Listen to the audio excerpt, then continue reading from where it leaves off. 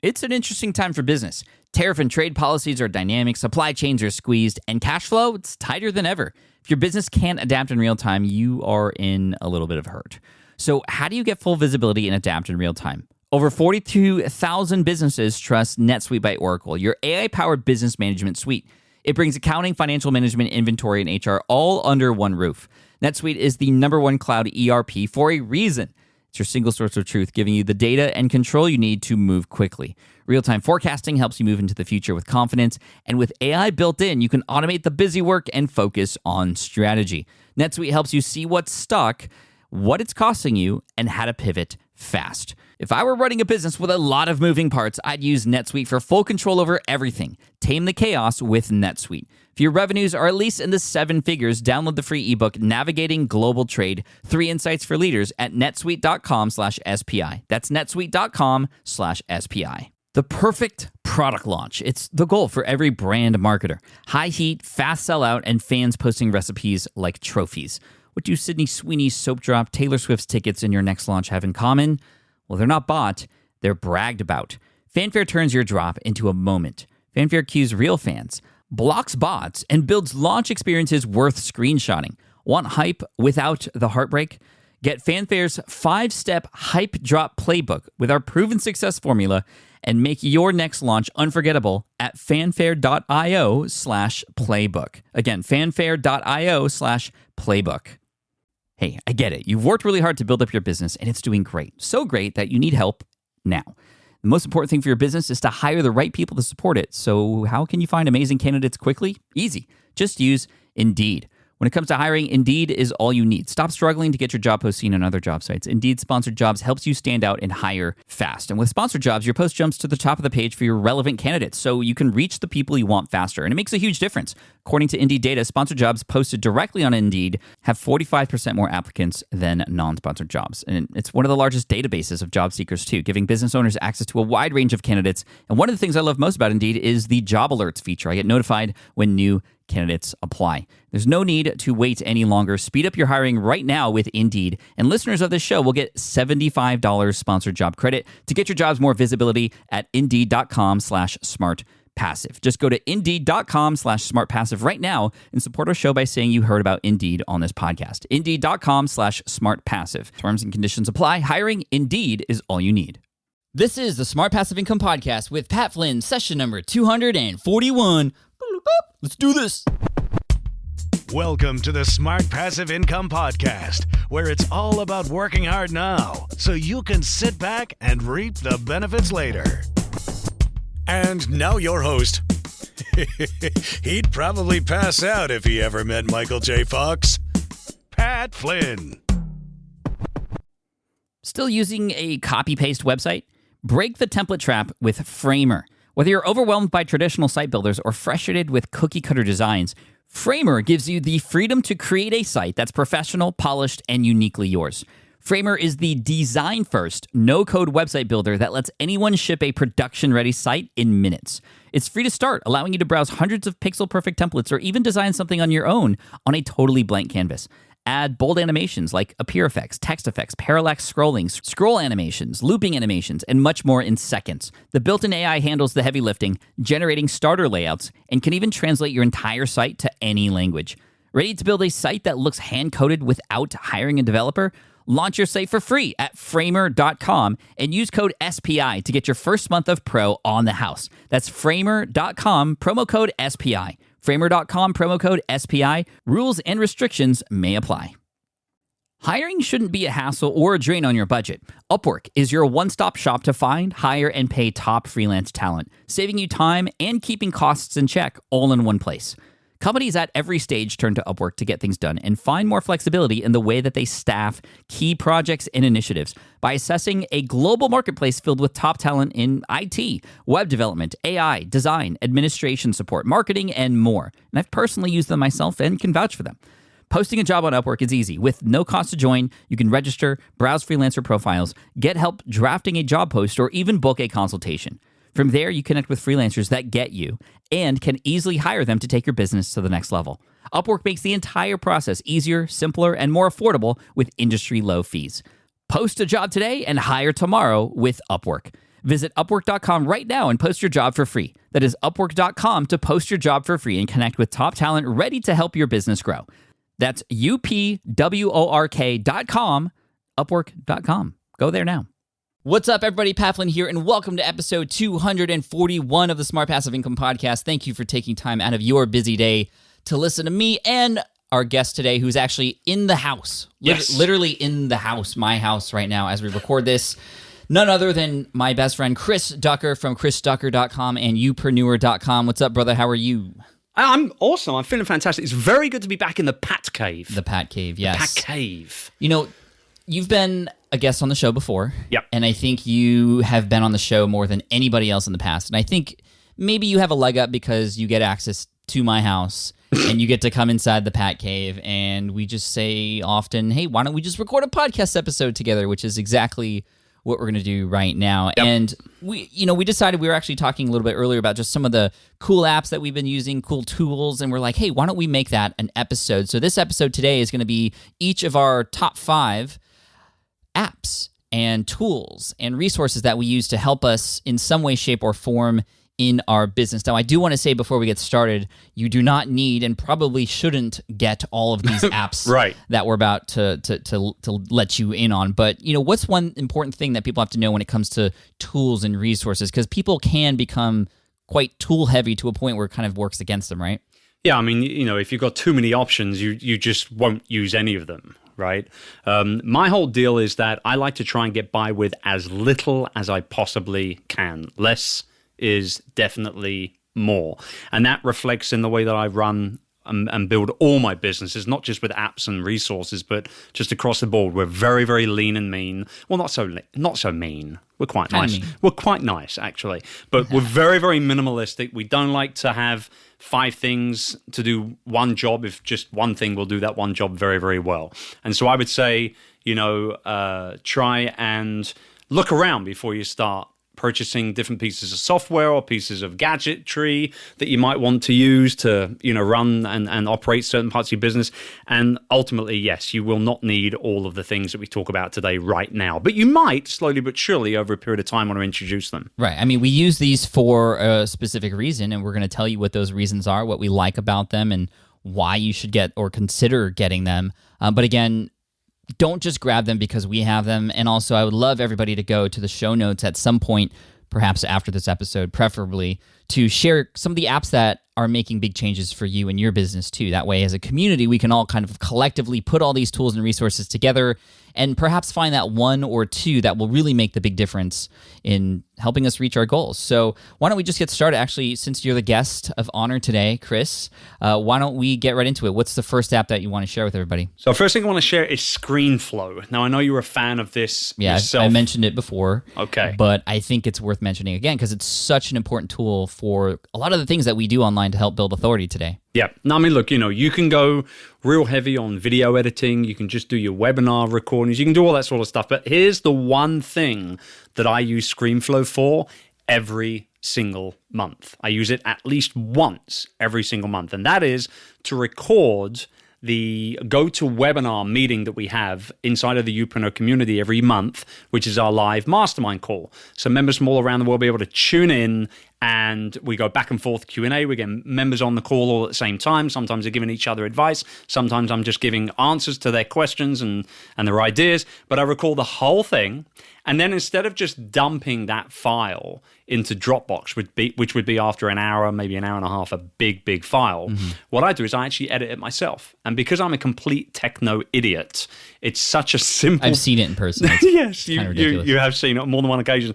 Because I'm that kind of tech, you know, problematic, I go ahead and use ScreenFlow because it's so simple. So I just edit out the beginning part where I'm just having fun with everyone, and boom, done, export into Dropbox, upload to Wistia, and over and done with. It literally takes me no longer than about 10 minutes to cut out the stuff I don't want and go ahead and hit that export button. So it's super easy. ScreenFlow is the piece of software, and you can grab it over at screenflow.com, I believe. I love ScreenFlow because I use it to screen record certain tutorials that I create. Yep. A lot of the tutorials that you might see on my site, for example, at podcastingtutorial.com, they were done and edited using ScreenFlow. Now, some of the video in there was recorded using cameras and stuff, but you can import those things really easily. Yeah. And actually, even if I don't screen record anything on my computer, I still use ScreenFlow for editing because if somebody like Chris can do it, you can do it too. So sorry, but I just had to throw that out there. We're just getting started, people. We're only in app number 1. We've got like 9 more to go. It could get so ugly in so many different ways. It probably will, and we'll see what happens. But here's another cool thing you can do with something like ScreenFlow. And if you're a PC user, you can't get ScreenFlow because it's for Mac only. However, there's an equivalent called Camtasia Studios, which is essentially the exact same thing. I think it's Camtasia version 2 right now, or Camtasia Studios. We'll have all the resources at the show notes. We'll mention the link again later. But one thing I like to do is if I'm going to be sharing a process with somebody, for example, a virtual assistant or somebody who's going to be doing some work for me, and I want to make sure they do it in the way that I want them to do it. Yep. Instead of just writing all the bullet points down or the steps, I just simply save time and make it easy on myself and that person and just screen record myself doing that task and sharing that task with them on Dropbox. Yeah, exactly. You do it one more time, the last time you ever do it, and it turns into a tutorial video. You then go ahead, dump that into Dropbox, and you do that with all the different types of things that you want to offload and delegate. And then what happens is over a period of time, you're creating this kind of virtual encyclopedia of VA training for your assistants and the other people that are on your team. And the really good thing about doing that, actually, and this is very, very important, is that what happens is over that period of time, you create this list of videos on certain different processes that you want to be able to teach people. And if at any point in the future one of your team members decides to move on, or you ask them to move on, one or the other, you've still got that training at hand. You don't have to do it all over again yourself, and you just hand it off to the person that comes in to replace them and say, hey, today I want you to look at this, this, and this and learn how to do all those things from these videos. So it's very smart to just record these things anyway, because you're probably going to need them at some point in the future. Exactly. And it's literally drag and drop easy. Yeah. And very, I think you can even export directly to YouTube if you wanted to. You can do that. You can. You sign in to YouTube through ScreenFlow. Yep. And it's just it cuts out a lot of the steps, and I use it myself. It's very easy. Believe it or not, the latest edition of ScreenFlow actually allows you to record from an iPhone or an iPad now as well. So you can actually end up kind of going straight from whatever's on your device's screen, including audio, directly into the ScreenFlow app. So you can go ahead, if you're going to be doing Facebook Lives or Periscopes and all that sort of type of stuff as well, and you want to be able to capture all the hearts and the likes and all that stuff, you can do all that too. That's cool. So you can actually, for example, show somebody how to use a particular app. Yep. A walkthrough of sorts. Oh my gosh, that opens up the door for so many things for people to do. So are there 1 or 2 apps that are specific to your niche that you could share and become sort of the expert on? And you can use something like ScreenFlow to capture your movements on the screen and certain clicks and actions that happen on that screen, and then upload it to YouTube, and there you go. Good stuff. Great. So on the topic of editing stuff, I have another tool that I've been using recently. A lot of you know that I edit podcasts quite often, although I've handed off a little bit of that editing, especially for Ask Pat, to some of my team, which is great. But I've been experimenting and using another tool called Adobe Audition to replace what I was doing before with GarageBand. Now, GarageBand is great, comes free with most devices, I believe, MacBook Pros and whatnot. There's also, Audacity, I think. Audacity is another free tool that you can use. So don't think like you have to get this, but if you're doing any heavy lifting in the podcasting space, for example, you batch process a ton of episodes and you want to make your process completely streamlined and you want to be able to make master templates and files and all this more advanced stuff, I'm using Adobe Audition for that. So it's podcast editing kind of taken to that next level. And so I'm not going to get too deep into some of the it's more, you just have to look at it and see. And there is a little bit of a learning curve, but I found that with my mass production of things like Ask Pat, and when I mass produce Smart Passive Income, for the things that I need to do, it makes it so much easier, so much faster. And actually, there's a lot more options to help make the sound even better than what it would normally be. Yeah, I have not used Audition before, but I have, and I continue to use Audacity. Actually, what I do is, so I batch my podcasting just like you do in regards to either raw solo content or interview content. And then what I do is I wait until I'm about to sort of send them all over to my editor at the same time, and I record a whole bunch of intros, which is very, very wise to hold back recording the intros, because you might want to produce one particular CTA or one particular opt-in option.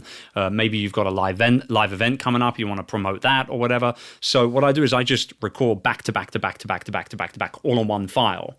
And I just say, this is the intro for episode 189, and then I do it. This is the intro for 190, and I do it. And then my editor just gets one file from me with about 6 or 7 different intros, cuts them all up, and boom, we're done. Yeah. And the reason why I use Audacity is because it's so brain dead easy. You know what I mean? It's such a simple app to use. Right. Whereas Audition, I think, Audition has, I think, way more bells and whistles than the majority of people probably need. Right. I would say that it's comparable to Final Cut Pro or Adobe Premiere for video, Sure. but for audio. And so if you're doing, like I said, heavy lifting with podcasting and more mass production, maybe you have a network of podcasts that you work with. It's a lot easier to work with once you get to learn how to use the software. But I just wanted to throw that out there because there are some advanced podcast users in the SPI audience, which is really cool. Okay, let's go to app number 3, Chris. App number 3 would be Slack, which has... Are you a slacker? Yeah, bit of a slacker nowadays. I knew it. Yeah, bit of a slacker. It shows, doesn't it? Because I'm so productive, everyone. It's kind of ironic, right? It is. It's Slack crazy. being the name for one of the most productive tools on the web. Absolutely insane. You were the one that introduced me to Slack. We were sitting at the table at the first ever tropical think tank at the speaker's table at the back of the room in the Philippines. Put my pride. And it was a fantastic event. But I think that one little conversation might have just changed the course of my business above and beyond everything else, because it has all but completely removed email internally, at least. How has it done that? Well, because for the longest time we were flirting with it a little bit, and then eventually I just turned around and said, you know what, we're going to go 30 days with no email internally. My team With your members. team, Okay, no email at all. How bad was the email at that point when you had mentioned? Oh man, I mean, we would average. I'm pretty streamlined with email, as you well know, right? I've been harping on to you about getting email under control for the longest time, and you obviously have done a great job at doing that. So I've been pretty good with email for a good 4 or 5 years, but it was still pretty insane. Like, we were still getting a good, I would say probably on average, 30 or 40 emails internally every day. So this is between team members? Yes. Now, that's what I would get from my team. Right? Oh, so but I'm not in every single email loop, right? So I would say it's probably double for some people. And what we just said, you know what? 30 days, no email or Slack. If we need to upload any files or attach anything that Slack can't handle for whatever reason, then we just upload it to Dropbox and copy and paste a Dropbox link inside of Slack. But absolutely no email. And everybody's stuck to it. And it's fundamentally changed the course of the way we work with each other. And one of the reasons why I love Slack so much is because their mobile app on the iPhone is just so easy and gorgeous. Android too. Yeah, and it's just a gorgeous app experience. I just love using it. So, if I can do anything to stay out of my inbox, I will do so. And Slack has certainly helped us with that. And I know that you use it extensively as well. Oh, yeah, absolutely. I also shared it with Michael Hyatt, who's now adopted it with his team. He said the exact same thing as you. It completely cut out all the internal emails. And so here's the struggle with emails. Email communication within your team, that's going to... all the emails you get from other people and outside people who want your attention too, it's going to be all mixed in with that. You want to separate out the team communication to a spot where things are easily accessible. Notifications are there. You can create special groups and private chats as well, what they call Slack channels. So maybe you have 3 different projects that are happening in your business, but not everybody is on the same team for each of those projects. You can actually separate those things out so that you can see all the conversations about project number 1 and everybody who has access to that. You can see all the conversations about project number 2. You can see all the conversations about project number 3. And man, it makes it so easy. It also integrates directly with things like Google Docs, so good. Slack, Evernote. And seamlessly. integrating as well. Like, it's you not, literally- it's not clunky at all. No. Like, one of my favorite things to do, I have Dropbox set up, which is another great app. It's not on either of our lists, I believe. But Dropbox is great because you can put files there and share them, right? And you get these links very easily that you can share. Well, one thing that I have enabled in Dropbox is when I take a screenshot, it saves it onto Dropbox automatically. And it automatically creates a link for that screenshot. So I can take a screenshot of anything on my computer. Beautiful. It gets automatically uploaded to Dropbox, gives me a link. Really easy to share screenshots that way. And then what's cool is I can just paste that link right into Slack, and then that image shows up because it's connected directly to Dropbox. It's not the link, it's the actual image there. So it makes communication much faster. If we go through any trouble points in our business, that's the tool we use to actually help solve those problems. And that's where we explore and brainstorm ideas too. Yeah, I mean, you know what? I'm always saying that time is our most valuable commodity. It really is, and Slack is definitely a time saver. They also, however, I don't know if you know this, if you guys do this, but in my team, we're kind of nerdy.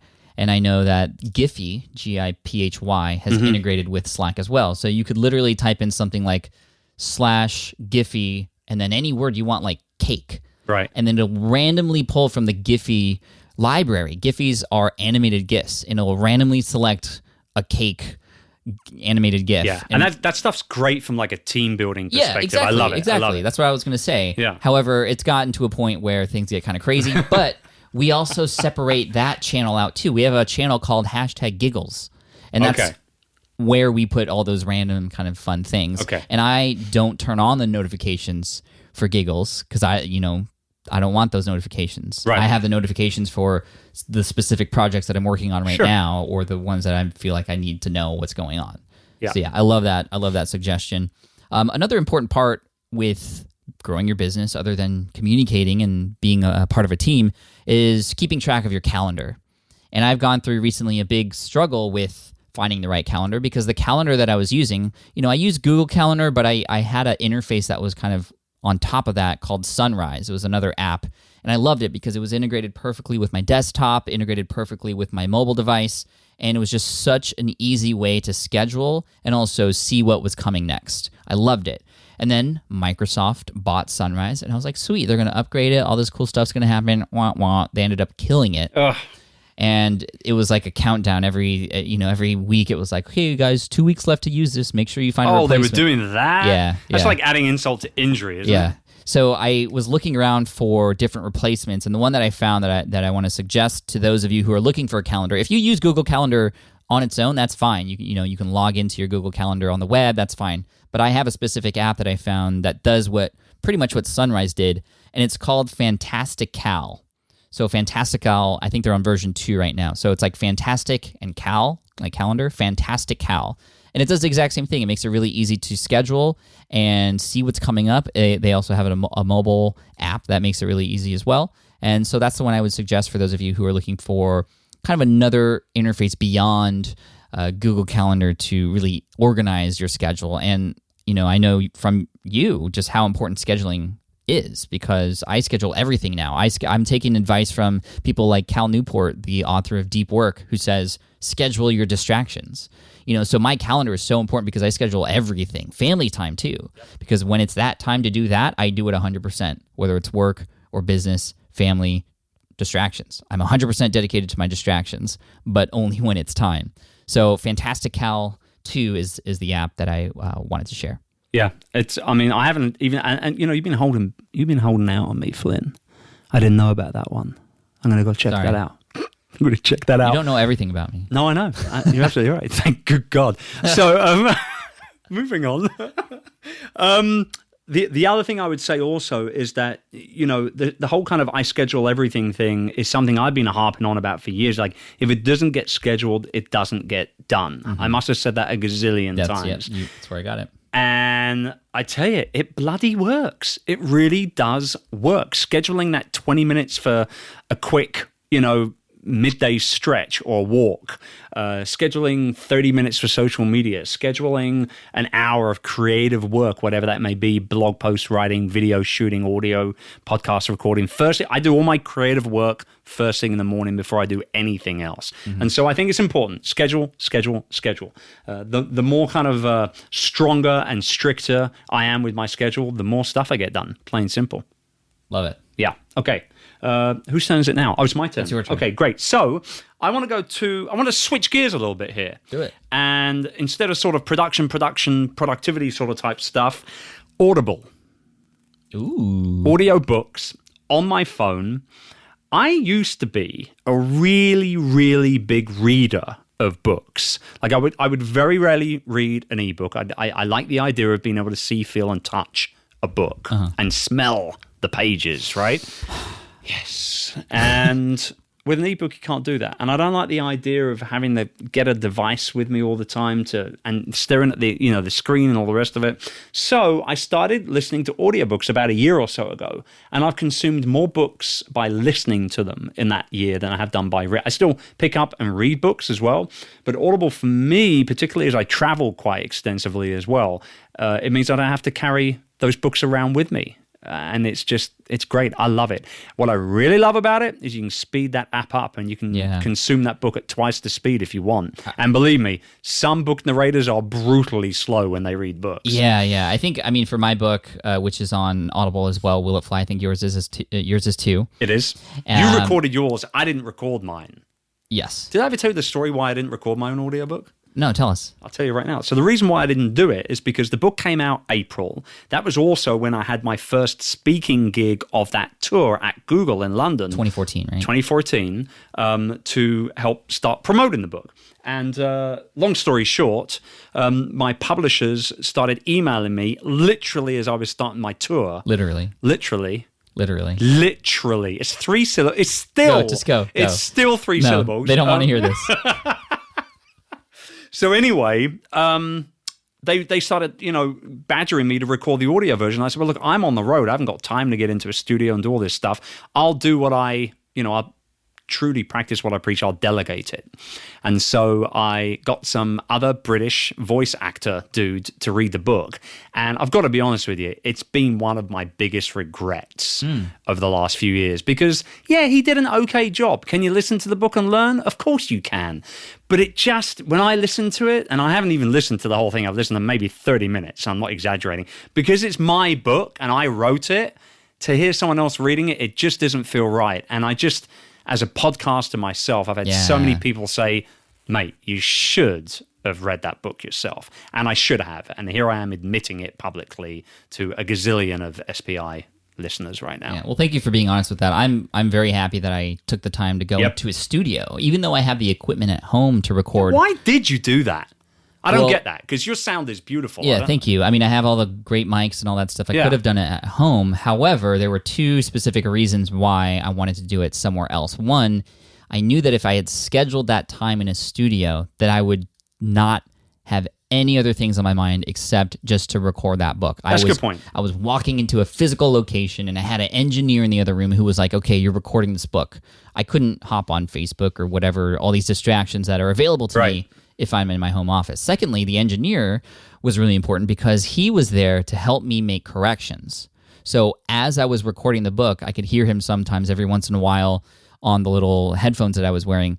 Oops, you went too fast there. Can you try that sentence again? So he was really listening in and controlling your pace and the whole thing? The whole way. And it was interesting because there were so many times where I didn't think I had made a mistake, but then I absolutely did. Right. Because I was just in the moment of reading the book. Sure. I maybe said 2 words backwards or added an S somewhere, and that's stuff you don't know until sometimes after you're done with the whole thing. So it was very nice to have that engineer there.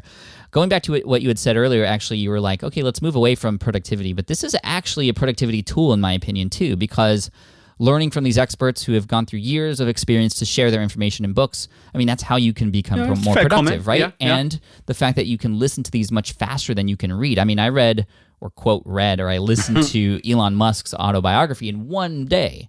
I would have not had the time to read that. And I could listen while I was doing other things. I was actually cleaning my garage while I was listening to that audiobook. Did he read that himself? No. Okay. It was Ashley Vance who wrote the biography. Oh, okay. For Elon Musk. And it was actually really interesting to hear it from his point of view. But anyway, the ironic part of that story was I was cleaning the garage out to make room for my Tesla while listening to the Elon Musk biography. I thought that was kind of... Yeah. Rather meta. Yeah, exactly. Yeah. But no, I love Audible. I think it's great. And I think more people should be open to, if they're not already, listening. I mean, you guys are listening to podcasts right now, so maybe we're preaching to the choir here. Sure. But if you haven't, I mean, you can get started right now. You get 1 free credit at audible.com, and you can download Chris's book, Virtual Freedom, or my book, Will It Fly, for free. For your first book is free, which is really cool. Yeah. Absolutely. So yeah, great call on Audible. I like where you were going with that. My whole deal here is that, regardless of how successful you are, regardless of whatever you're doing and what your focuses are and how you're helping people, leaders need to continue to learn in order to continue to lead. For sure. They really do. And I place a big premium on making sure that I am updating and upgrading myself as much as I can. I love that. Do you make it an effort to do X number of books every month, or is it kind of just random? It depends. I mean, some months I'm busier than others, particularly when I'm traveling. I tend to consume more because I'm on airplanes and all that kind of stuff. But I would say on an average month, I'll consume a minimum of 1 book, but probably an average of 2. And that's usually a combination of listening and reading nowadays. Nice. Yeah, what about you? It's about one per month. Yeah. Yeah. Well, I'm a little lazier than you. I've got more time on my hands. Here we are talking about productivity. Well, I have the book club, and I want to make sure I'm up to date on a lot of the latest books. Let's just bring that up real quick as well, because I know you've been doing that for a while, and I love the idea of it. But when you told me not so long ago that you were about to kind of put your foot down on the gas on that and start taking it a lot more seriously for your readers and listeners, I was happy, because there's a lot of people that have tried to do this.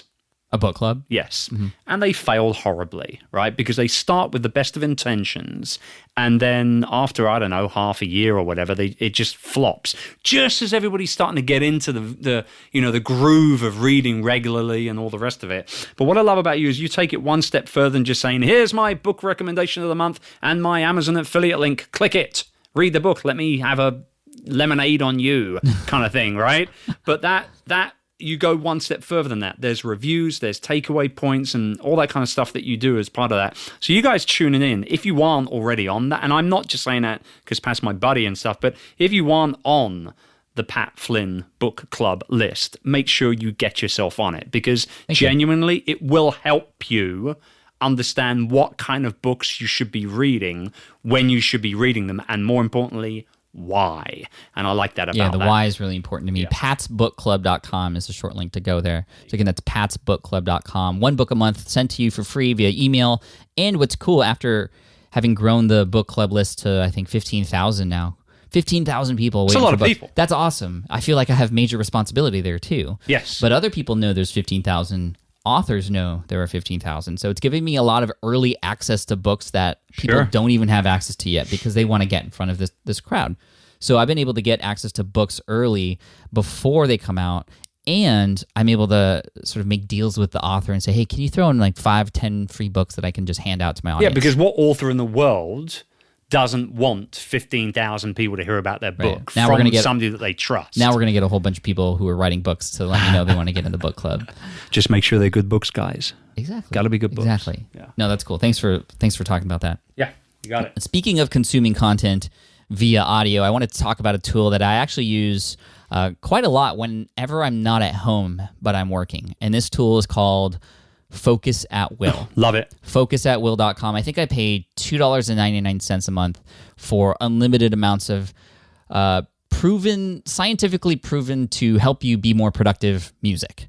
And there's all different categories: classical, acoustical, more electronic type musics. But this is music that's gone through a process of, I don't even know how they do it, to be honest, but for whatever reason, it just works. Yeah. I mean, I listen to this music when I'm at a cafe. I don't do well with sort of Starbucks ambiance, right? So you don't use this when you're at home, right? No. I use this when I'm at a cafe somewhere, or a Starbucks, for example. Sure. But I don't use it at home. But when I do use it in these places, I feel super productive. I put on one of the songs, and then just the playlist keeps going. And for whatever reason, I just get focused and I hone in on exactly what I need to be doing. Well, I think that's what it is. It helps you hone in. It helps you stay focused on that one thing. But how, though? It's like, I don't know, man, messing with your brain.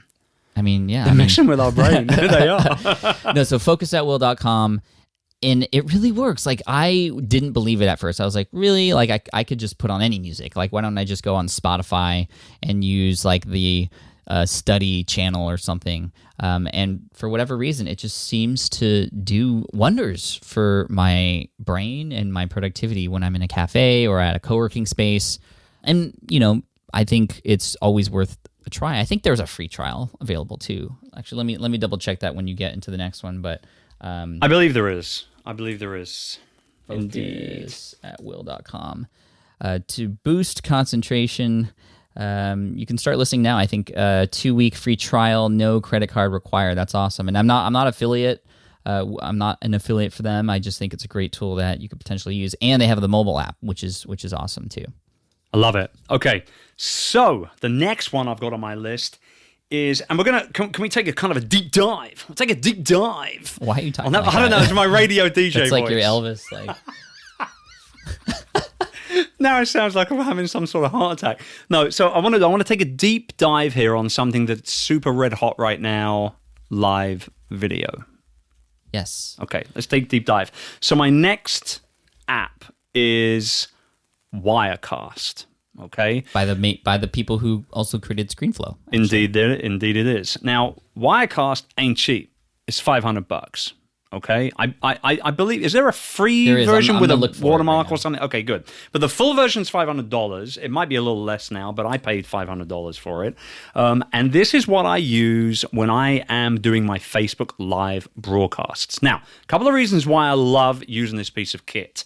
First and foremost, all right, it allows me to get rid of that square that everybody else uses, or not everyone else, but a lot of people use that square when they're on Facebook Live on their devices, on their phones. Okay, so you can go full on widescreen. Nice. And not only that, but you can go full on widescreen with a high quality webcam. I know you and I use both the same webcam, the Logitech, and it's great. So we're talking like real high quality live publication right here. Okay. And it also allows you to use whatever microphone you got plugged into your computer as well. So, a lot of the time when you're looking and you're watching people that are on live video, the audio sucks, or maybe the quality of the camera sucks. Okay, if the content is good, you might stick around. But if all these things are that much better, then everyone else is going to love it. And they're going to share it. They're more likely to share it and talk about it and all the rest of it. You know what's also cool about this tool is you can do screen captures, yes, which you cannot do on the mobile device unless you point your phone at your computer, which is kind of weird. So what I've done a couple of times where I've had webinars coming up that I want to help promote without doing a ton of Facebook ads and everything, what I do is I'll go live on Facebook, produce some content, create some content for people to enjoy and learn from, do some Q&A, and then what I do, flip on my mousey mouse, and I've got a beautiful high quality image that goes from my face live to this high quality image with a URL, and it's like a commercial break pretty much. And I've heard that you can now actually include video clips, including audio, instead of just a blank image, right? So you could actually start putting together full-on commercials, like 60-second video commercials. Yeah, you could use ScreenFlow to create those, and then plop them into your live broadcast in between segments. Love it. So Wirecast is my one when it comes to actually publishing my content live on Facebook Live. I like that. The one that is free, that is sort of the alternative to Wirecast, is called Open Broadcaster Software. Okay. At obsproject.com, and it's free, but it's sort of open source, and that's why it's available like this. But it's probably a little bit more clunky because it's not paid to be supported. So there's forums, you can chat with people in the community over there at obsproject.com.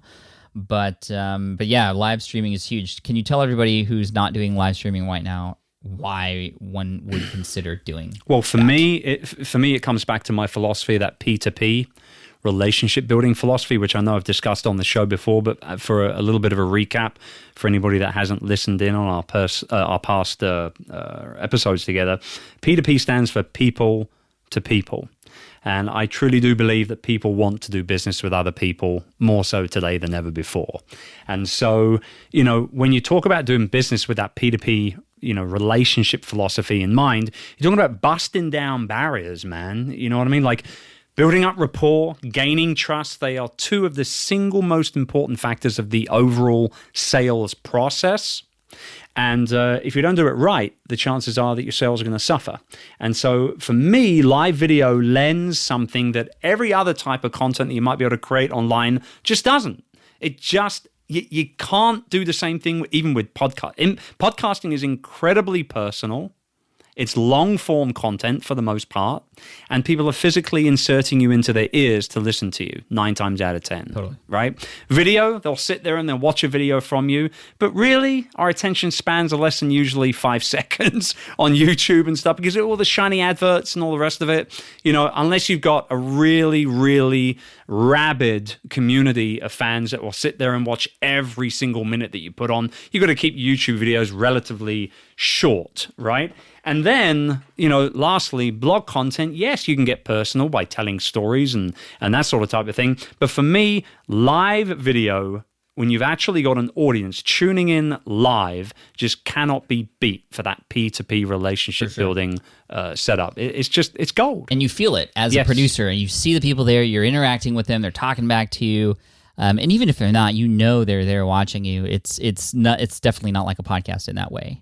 No, absolutely not. And, it's that interaction that builds the rapport, which then leads to that trust, which is so important. I think if you have, like what you teach a newpreneur, a brand based on you and your expertise, you must be doing live video, in my opinion. You must be. And, I'll be honest, I don't know when this is going to go live because I'm not sure where you are on your schedule right now, but I am going to be going full steam ahead with live video going into 2017. So what does that mean exactly? Well, because I have done a lot of live video before in the past. I have continued to do live video, but it's been very sporadic this year based on travel schedules and personal, things that have popped up and all that kind of stuff. So when I say full steam ahead, I mean weekly show, graphics, commercials, backdrops, the whole same time every week. Like everybody knows when it's going to happen. So like your own TV show. Literally like my own TV show. Exactly. That's really cool. It's perfect for an egomaniac like me. Now, you had said earlier that you, besides being an egomaniac, you are technologically challenged. Yes. How does Wirecast fit into that? It's very intuitive. It's very easy to use. I've actually even shown my wife how to use it, who actually in some regards is more technical than me, and she's picked it up very, very, very easily indeed. So she's actually going to be my producer. That's awesome. Of the show. So when I'm in front of the camera and the lights, and I'm sitting in front of my backdrop, she's going to be on the computer flipping between different camera angles and all that kind of stuff. Cool. So it's going to be very cool. The chances are the first couple are going to be horrible, but you got to get going with it. Listen to our first podcast episodes. Listen to or watch my first YouTube videos. They're going to suck, right? Yeah. But you just got to get through those to get to the good stuff. That's what it is. Live video is where it is at, people, and I want to carry on with this little deep dive if we can. Let's go. Can we have a discussion, Mr. Flynn? Very quickly. Snapchat versus Instagram stories. Okay, so we're going into the more story-based live / 24-hour type thing. Here's the thing. When Snapchat got real hot at the beginning of 2016. Thanks, Gary. Thanks, Gary Vaynerchuk. Yeah, it was cool. I loved it. We all jumped on board, right? And we were like, okay, this is great. But what do we use it for? Well, I decided that I was going to use Snapchat predominantly for showing the behind the scenes of my business life. Right. How I was running my business, what meetings I was at, who I was hanging out with, what I was working on, all that kind of stuff. And I did use it for that. But then Instagram stories came along. And I did one test with one snap/story, posted the exact same thing, pretty much at the exact same time, like within a matter of literally a minute, on both platforms. And even though I'd been trying very hard to grow my Snapchat community, with Instagram, it's just grown very organically and very simply over a number of years. And so what happened was I instantly got about 5 times as many people watching my Instagram stories as I did my Snapchat. I did the exact same test. Okay. First of all, I was very surprised. I mean, they literally called it stories. So good. Just like I love it. on Snapchat, which was like really crazy. I remember Gary's first Instagram story was like, Instagram stories? They called it stories? Or something like that. Right. You Well, remember? I was calling my Instagram stories snaps. I was like, have you seen my last snap on Instagram? And I wasn't putting them on Snapchat. So that's how it kind of it got ingrained into our skull, didn't it? Right. You know what I mean? Right. Yeah. But I did see, almost 10x the numbers. There you go. And so that just made it plain and simple to me. That's where I was going to do these quicker, shorter, more raw stories that, for those of you who haven't used any of these tools, it's a collection of photos that you take and videos that you collect that all live within a 24-hour time period. And people who follow you or read or watch your stories, they only see the last 24 hours of stuff that you've put up. And then after 24 hours, they disappear. And that's the kind of cool thing. You can really get all the in-betweens. That's what I love about having it specifically on Instagram is Instagram, you get these moments that people choose. For whatever reason, maybe they doctor them up or they Photoshop them. It's very perfect, right? But then these in-betweens are kind of the full story, which is really cool.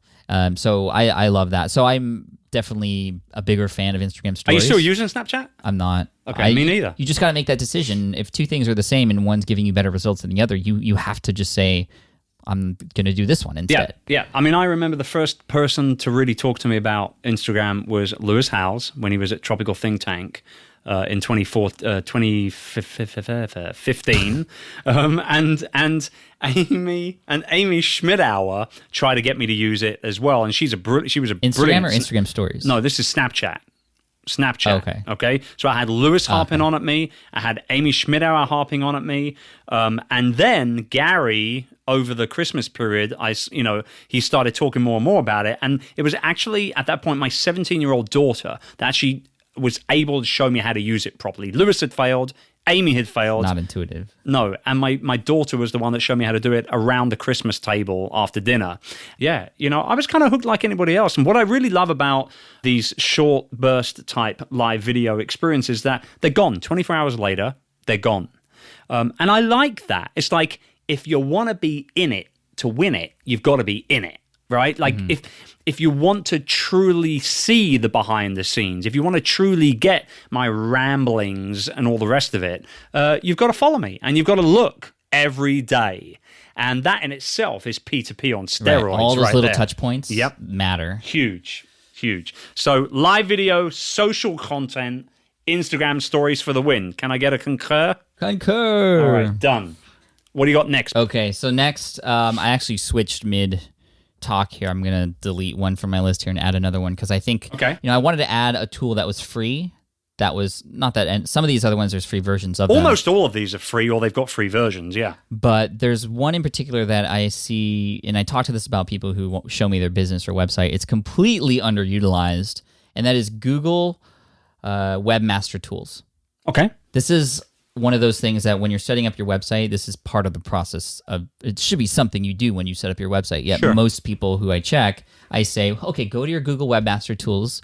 And they're like, what is that? Right. And I'm like, oh my gosh, this is so much amazing information that you can get about the website that you have. So I'm looking at my stats right now for Food Trucker and foodtrucker.com, one of my niche sites. And I can literally see clicks for specific search queries, how many impressions each of those search queries have received, click-through rates, positions for each of those keywords. I can look at internal links. I can also look at other places that are linking back to my site. It's a much cleaner and easier way to see what's going on in your website than Google Analytics. Analytics will obviously give you as many numbers as you want, deep down, however you divide it or slice it. Sure. But this one is very clear. Here's your most linked content. Here's who links the most. Here are the top keywords. This is also the place where you might have visited some websites or you search for different websites. For example, if you go to Google and type Smart Passive Income in Google, not in your web browser, in Google, and then you see the first line is Smart Passive Income, right? The first search result, which it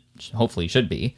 But then you see like 4 or 5 links underneath. I love this. Right? Those links that are underneath that are just making that top result even bigger. Right. And it's all about you. It's all about me. The About page. Actually, let me do that right now. I'm going to go to Google, and then I'm going to type Smart Passive Income, and then see what pages or links pop up below that. So I have the podcast, which shows up. I have my resource page, which is my most profitable page on my website. It's there when people search for Smart Passive Income, even before they land on the page.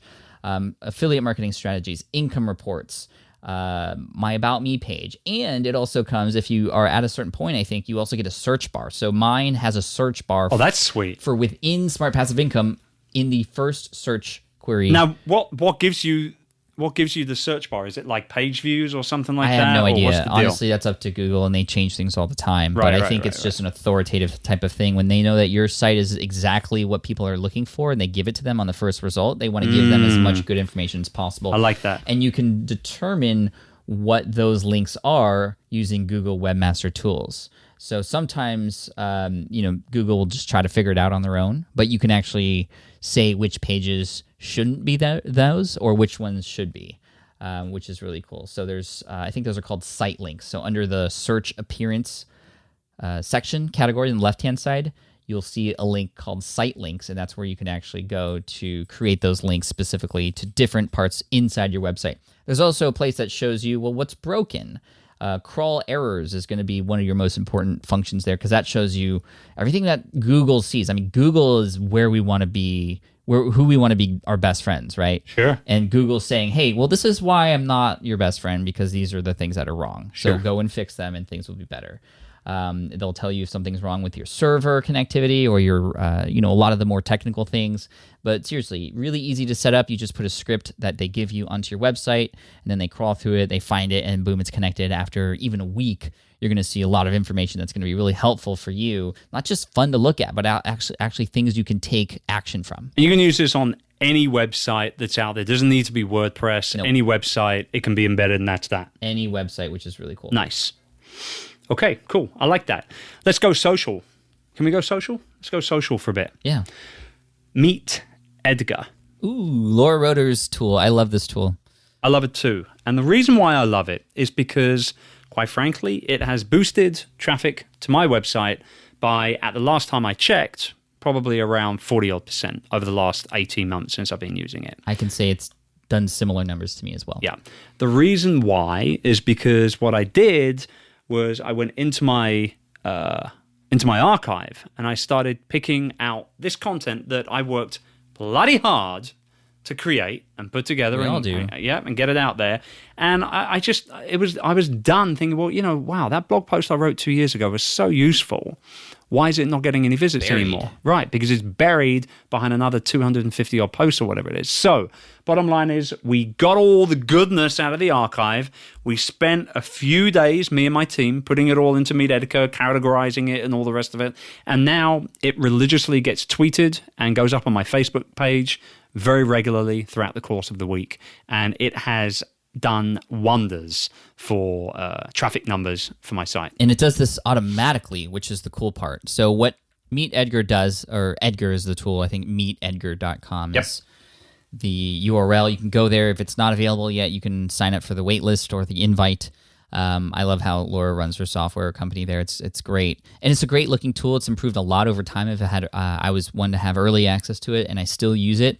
What it does is it allows you to create social posts on Facebook, I believe LinkedIn also, but LinkedIn, definitely Twitter, Instagram. Yep. That includes Facebook pages, Facebook groups. Yep. And you create different categories of these social posts. So what are some of the categories that you have? And then I'll share some of mine. I have quote images. I have the same. Okay. I have Chris's favorites, which is blog content, podcast content, video content that I personally picked because I wanted to go on there. I'm very proud of those pieces of works, so I want to get them out obviously on a regular basis. There are podcast episodes. There are YouTube videos as a category. There are obviously blog posts. There are live event video clips as well. So all these are all things that we do, and also anybody that knows me knows that I'm all about trying to create the best personal brand for myself as well. So a lot of time I'll create my own quotables, my own tweetables, and we'll use those in there as well. So, overall, I think off the top of my head, that's really all it is. But, what I really love about it is that, when I publish something new, I go into promo mode, okay? 3-4 days, hardcore promotion. All right. But then what happens is we use the same tweets and Facebook status updates that we use for the promo mode. But we dump a load of them. And the ones that work the best, because you can get all your stats and everything, we go ahead and plug them into what I call the maintenance marketing mode. And that is then it goes into all the different categories and gets tweeted and mentioned on a regular basis. And it makes everything so much easier. What's cool about this is it recycles these posts. Yeah. So you don't feel like you just write them once right. and then they go away. Yes. So your quote images, for example, how many do you have in that category? I think I've got about 150 or something, including my own ones and other people's quotes. Yeah, I have about 100 of mine, which I just hired a VA to take the quotes that I mentioned at the end of Ask Pat and turn those into quote cards. So I put them all into the category for quote cards. And then what you do in Meet Edgar is you go to your calendar and you say, okay, I'm going to insert on Sunday at 7 a.m. a quote card. Yep. Then at Sunday at 11 a.m., 4 hours later, I'm not going to do another quote card because I could see it right there. I just did one. Yep. So I'm going to add a favorite blog post. Yep. And then later that afternoon, I'm going to do a podcast episode. So you can see where these things are happening. And then as the days go by, Meet Edgar says, okay, it's 7 a.m. on Sunday. Time to pull a quote card. Let's pull one at random from this category and post it up there, which is really awesome.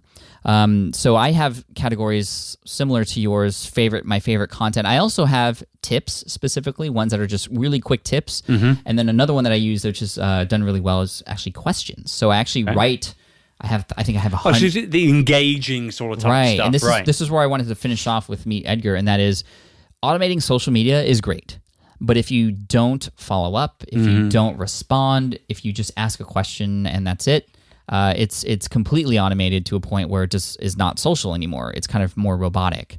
I use this tool to start conversations, in addition to promoting old stuff and resurfacing old stuff in my archive, which I think this tool is fantastic for. But I use it as a way to automate the start of conversations. Sure. And then I go in every once in a while, again, scheduled, into Twitter, for example, and I'll see people talking about some question that I had asked, and I actually have to go back and be like, what question had because been you asked? don't know, because Edgar's spitting them out randomly, but nonetheless, you're getting that feedback and that interaction. Totally. And I want to back up what you just said in regards to, like, you've got to try and keep it as personal as you can, but we're also, look, let's not beat around the bush here, guys.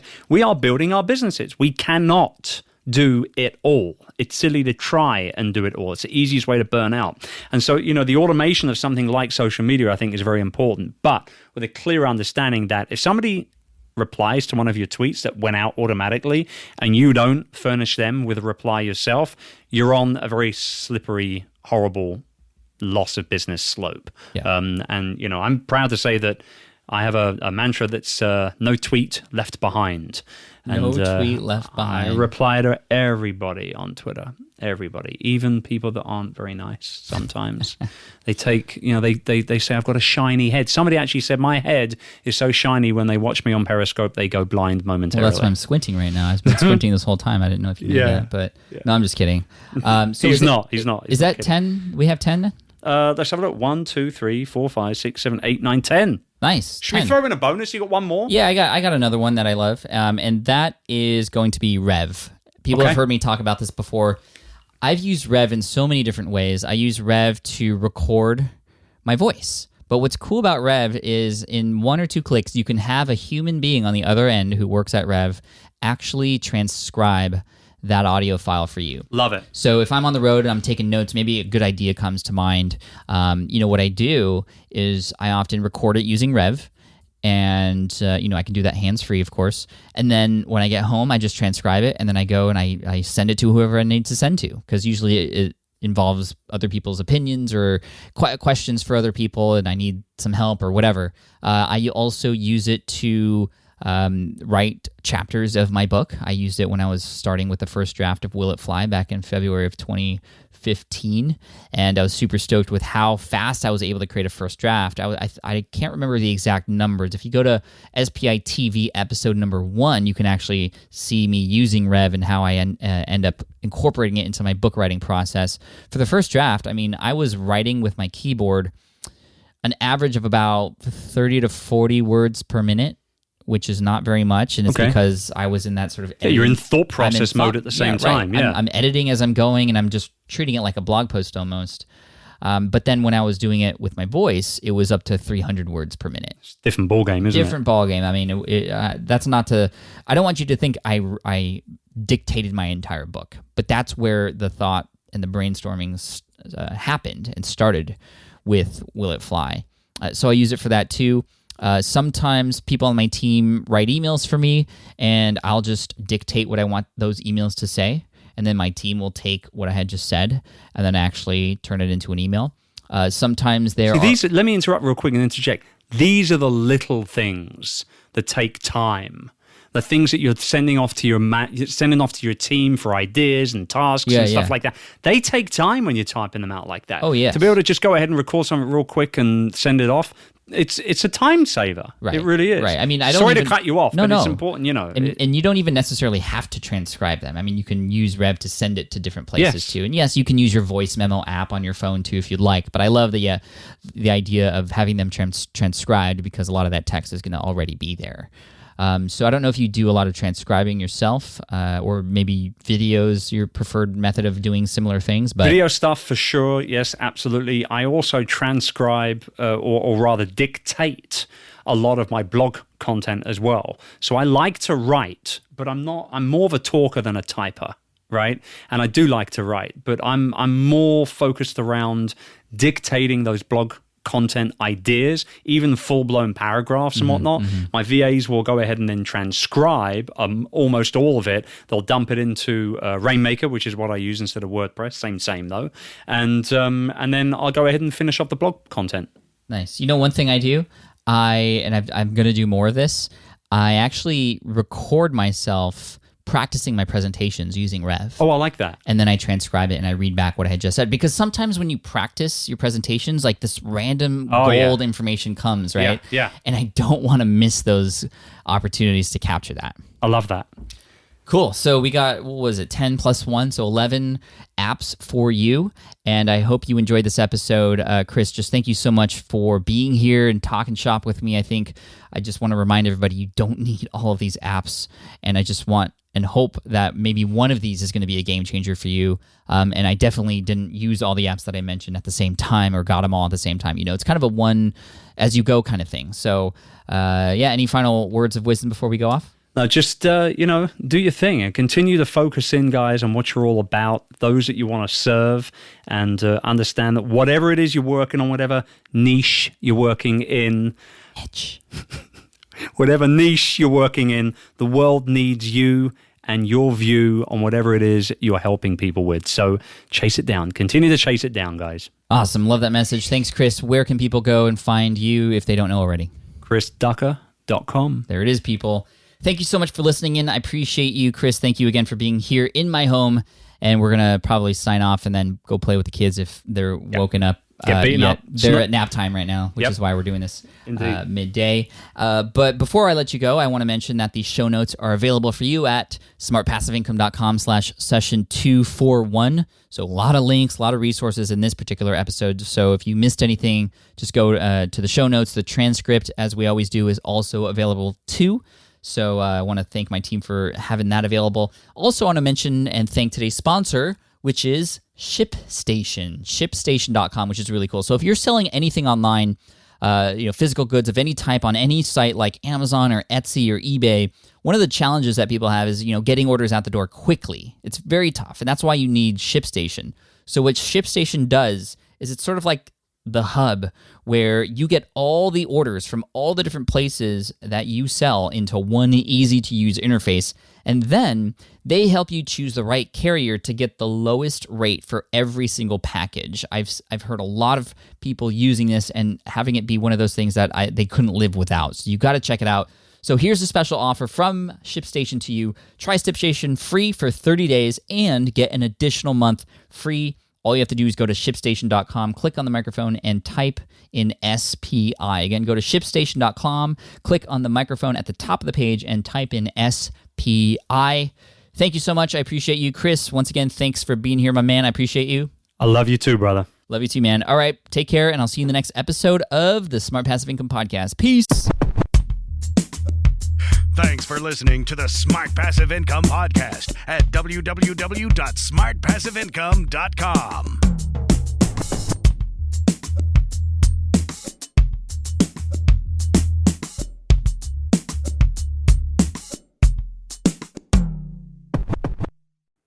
Have you dreamt about being your own boss, but still haven't made the first steps to making that dream a reality?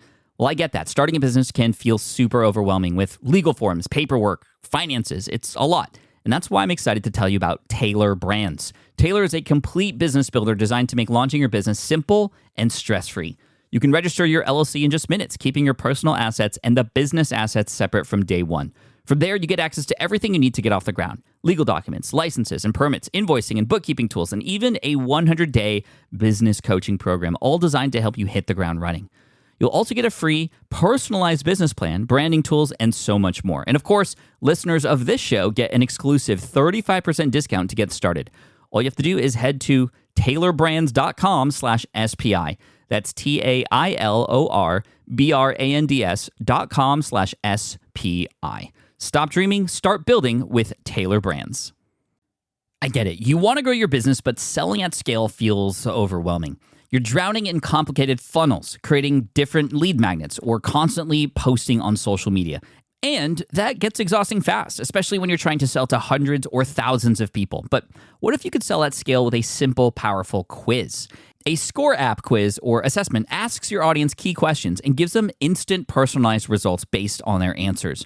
Your audience gets to know where they are now and shows them the steps they need to hit their goals. You can set up a quiz in minutes using Score App's templates and have a powerful lead magnet that'll do the selling for you.